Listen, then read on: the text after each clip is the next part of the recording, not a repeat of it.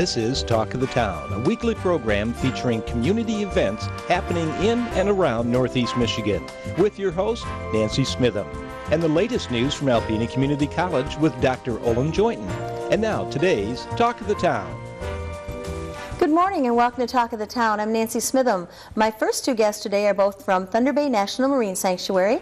I have Dr. James Delgado and our own Jeff Gray. Hi and welcome. Good morning. Thanks for having us. Yeah, thanks for having us. And you brought a very special guest today. I did. Jim Delgado is an old friend of ours. He's been to Alpena several times, and Jim is the director of NOAA's Maritime Heritage Program, which is really this incredible program that does research on the incredible history that lies below the ocean and Great Lakes. And Jim, when I looked you up online and Googled you, it's like, holy samoli, he's been everywhere, he's done everything. Your credits are forever. So why don't you start out, first of all, telling us a little bit about your history and how you got to be where you are, and then what you're doing in Alpena. Well, it's always great to be in Alpena because I come from an old Great Lakes family. My mom's family came from Germany, sailed up the lakes, and settled in Minnesota and Hermantown, just outside Duluth. And so I grew up with lots of family up in these parts and a real understanding of why the lakes and lake communities are such an important part of the country and how important they've been. So with that, and of course not growing up here, I grew up in California, in San Francisco, so again a big seafaring city, very interested in ships and shipwrecks as well as archaeology. I've been at it now for a little close to 40 years, worked on different projects, some amazing shipwrecks that I think for me really helped capture a sense of why something like the wrecks here in the sanctuary are so important. They're the real thing. They are ships that were built and sailed by people that were connected to communities, and when they sit on the bottom, they're a doorway into the past, and they're a means by which we can connect not just with a thing, but with people's stories.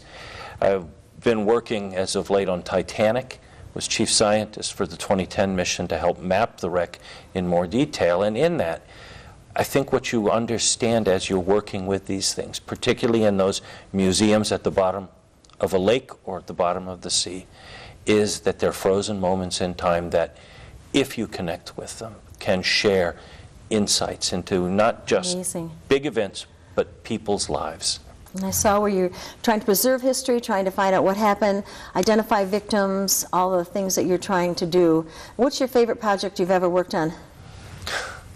Usually I'd like to tell people that it's the next one, because each and every one has been so fascinating. But I think the best project ever was working with Jeff and the team here with a group of 5 kids from Saginaw, Michigan in Project Ship Hunt. It was an incredible project. I mean, because it blended education, research, resource protection, and really tourism and the products from that, and how the community used the data to do more than just tell the story, but to build itself. And to see these 5 young people be transformed by being given the opportunity not just to look, but to participate hands-on, to help design the search, to go out in the boat, to drive the boat, to run the dives with the robot, and to discover 2 wrecks, and in particular the Merrick, with people who'd lost their lives in that. It was wonderful to see the light come on in those young eyes, and I think that opportunity, thanks to our various partners, was wonderful. And for me, it speaks to the power not just of history, but of taking something like that and using it to inspire, to educate, and to take these kids to some place they'd never been before. And they can go online and see Project. Yep, Project Ship Hunt, and it was just an incredible adventure for these kids, and for us it was spectacular, and it really gets to the programs. One of the reasons Jim's here with us this week is our ROV competition. Just happened. Incredible program. And this is the things we're working on throughout the year, is really to expose kids to the importance of conservation, the importance of science, technology, engineering, and math. And I think there's no better example than the Ship Hunt. Well, I think what I realized when I joined NOAA was it's America's Ocean Science Agency. And is that important? Well, it is. because the oceans not only are the source of much of our oxygen, it's not only the source of half our food, it's not only the highway by which trade moves and how we've connected as humans with each other, it's the final frontier. 95% of it is unknown. So for that next generation and the one after them, there's plenty of opportunities if you learn and if you work hard. And that's a powerful story. And when you see these kids working with the ROVs as we just did, when you see them hands-on learning and rising to the challenge and competing with each other to get there, you have hope, not just for preserving the past, but hope for the future. Wonderful. Yeah. Now, I'm sure you brought him to Alpena from Washington, D.C. to do a few more things. So what else is he going to be doing while he's here? You know, and the Rotary Club actually brought Jim here, and we're very grateful for that. And he spoke at the district meeting that was hosted this weekend here.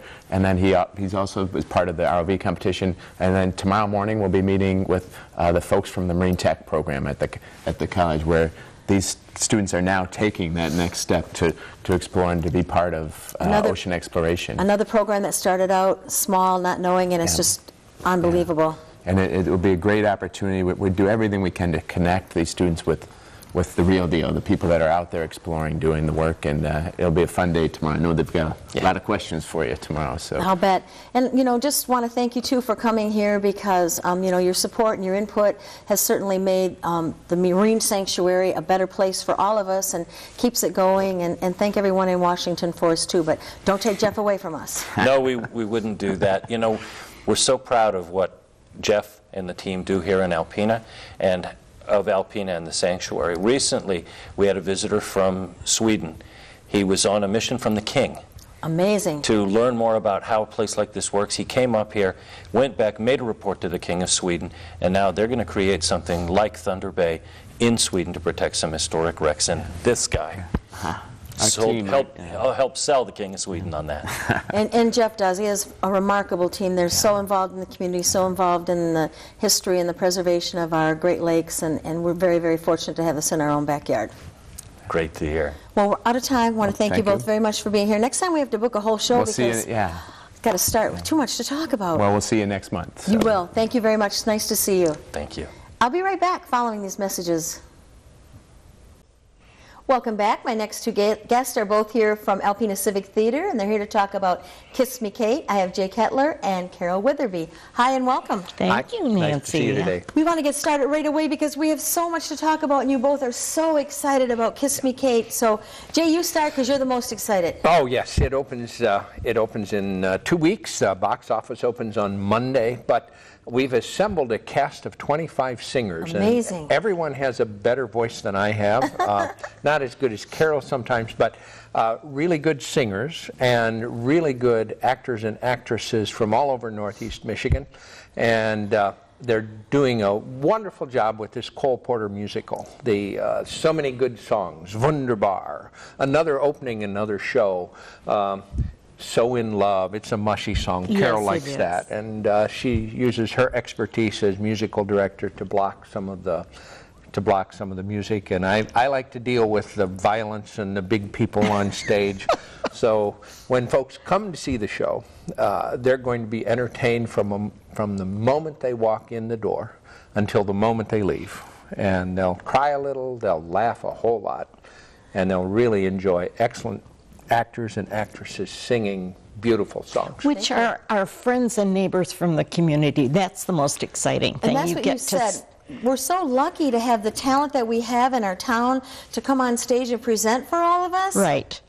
There's so much good theater in Alpena. The high school program is just top-notch. I'm a retired high school drama teacher, so I speak from experience that the high school program is great. Thunder Bay Theater speaks for itself. And I think, though, that realizing that so much is so good, Kiss Me Kate is going to be the highlight for many years just because of the people that are involved in it. Who's playing the lead roles? Oh, great people. Yes. Marlo Broad, of course, is our experienced person, and Jeff Kuznicki is playing against her. There's an age difference, but the voices, when they come together. Wonderful voices. Really? Just amazing. And Ashley Timrick is our second lead. She's a young ditzy girl who's so in love with everybody. And her ex-boyfriend is played by, help me out, Nick Hartman. Nick Hartman. And we've imported talent from Rogers City. We've imported 2 hitmen coming in, and also Carl Heidemann to play a general in the Army. He has a wonderful voice. So good voices, good people on stage. And we even have a dancing donkey. And we're looking for someone to play the second half. Are you available? No, I'm busy, I'm sure. I'll play the front half. I have admitted to being sometimes the second half of the donkey. Yes, but we all have. Perfect. Now tell me what the production is about. What is Kiss Me Kate about? Oh, it's a play within a play. It starts out with Shakespeare's. He's a fairly good author. You may have heard of. Yeah. Taming of the Shrew, and the basic story is that a group of actors is putting on a musical performance, a musical version of Taming of the Shrew. And Jeff Kuznicki, as Frederick Graham, the director, has cast his ex-wife, Marlo Broad, in the lead, and his current girlfriend, Ashley Timmerick, also in the same show. But Makes for a little bit of intrigue. I bet it does. And during the show, I don't want to give away the ending, but during the show you have the violence and excitement of Shakespeare. The part you love. Oh, yes. Mixed with the music you love. Oh, and it's great, and great tunes throughout. And eventually the conflict between the ex-wife and the ex-husband come to a head with I can't say that there's a spanking on stage. No, I can't say that. But it's great fun, it's great theater, and eventually at the end, everybody in the cast and everybody in the audience will be just thrilled with the wonderful ending. This is really a Kettler production. Okay. With Jay being the artistic director. His wife is doing the costuming along with Victoria Earhart, and they're such a great team. They did our costumes for Barnum last year. Marilyn is also the choreographer. Yay. But she has an assistant, Dodie Lance. You may have heard of Dodie. Oh, yes, heard that name before. Oh, and so many good people. Dodie has come in. And what about Grace Morrison? Probably didn't do a good job on the set. She did a wonder. Yes. Grace is never disappointed. Oh, I know. There are 2 Talk about talent in our community. There are 2 painted backdrops that Grace has done, and Nancy Mead has done another one. So we'll have 3 sets that are just the best that Alpena has ever seen. Oh, and, wonderful. Other folks like Jackie Herbert and Dwayne and Judy Beyer all come together, and it's just such a fun thing. Folks are loving to come to rehearsal, and I'm sure when the audiences come, the box office opens on Monday. Okay. And tickets are available by calling the number 354-3624. Okay. And then how long will the play run? 9 performances only. Okay. We're going to run. Wow. We're going to run from May the 8th to 11th. Okay. Mother's Day is May 12th. There's no performance on Mother's Day. But then we'll do 5 performances the next week. And that's all we're going to do because Memorial Day weekend comes in after that. All the shows will be sold out. Yes, they will be, without a doubt. Yeah, so folks will need to call early and reserve the tickets, and we'll have full houses, and everyone will love it. What's your favorite song? Oh my goodness, I can say this with assuredness that my favorite song is Wunderbar. It's performed early in the show, and I loved it as a child. I just thought it was the beautiful song. So that rushes back to me. But there are many nice things going on. And what about you? What's your favorite song? Oh, it was my worst song when we started, but I think my favorite is Cantiamo d'amore. It's a song with the tenors coming in and the basses coming in and the baritones, and it means I sing of love. And we just do a little short bit of it. But to hear some of the voices, Jerry Broad singing, I sing of love. It's a nice, bright, a vocally bright piece, which is always nice. So was it kind of hard putting 20 community members together? 25, yeah. 25, ooh. Yeah, the schedules are difficult to deal with because our cast ranges from 13 or 14-year-old Lillian Broad up to, I don't know who our oldest member is, but it's well over 70. But folks are working together and putting it together. And every time I come away from a rehearsal, I'm singing a different song because whatever we're working on sticks, and it's the Cole Porter music. We kind of go back and forth on which is our favorite because he likes one called I'm Sorry, Women. I'm Sorry, Women Are So, I forget the title because it's so terrible. Women Are So, I'm sorry simple. that women are so simple. Women are so simple. I'm partial to the one that's called I Hate Men. Well, I just want to, just from having the two of you here together with me today, I've got to encourage everyone to get their tickets now because it will sell out. Just the enthusiasm that's oozing out of both of you, it's something that we have to see in Alpena. They have to go see it. Well, it'll be a treat. Yes, it will. Mm-hmm. Great way to start the spring or summer, if that's ever going to come here. And I want to thank both of you, too, for all of your time and energy. And Carol, your years and years and years of making Alpena Civic Theater what it is today. Thank you so much for bringing that talent to us. I thank Alpena Civic Theater for all the years of wonderful fun it has given me. Very good. Well, I look forward to hearing great reviews, and thank you both very much. Thank you. Thanks for having us here today. Thank you. Please stay tuned for Dr. Olin Jointon following these messages.